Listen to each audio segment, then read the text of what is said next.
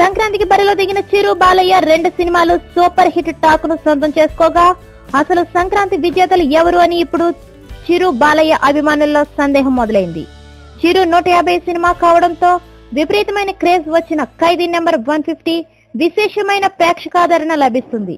టికెట్ల రికార్డు ధరలతో పాటు రికార్డు వసూళ్లను నమోదు చేసుకుంది. మొదటి రోజే ఖైదీ నెంబర్ 150 మూవీ 47 కోట్ల రూపాయల వసూళ్లను రాబట్టింది. అంటే చిరు స్టామినా ఏమాత్రం తగ్గలేదని ఖైదీ నిరూపించింది. బాలయ్య నటించిన సాతకర్ణి చిత్రం రికార్డు విజయంతో పాటు విమర్శకుల ప్రశంసలు అందుకుంటుంది. ఒక్క రోజు వెనుక రిలీజ్ అయిన సాతకర్ణి కలెక్షన్స్ పరంగా కాస్త వెనుకబడిన దాదాపు 40 కోట్లను రీచ్ అవుతుందని సినీ వర్గాల టాక్. అయితే హిట్ టాక్ సంపాదించుకున్న ఈ 2 సినిమాలలో ఎవరు విజేత అంటే మాత్రం ఇంకొన్ని వారాలు ఆగాలని సినీ పండితులు బోగట్ట.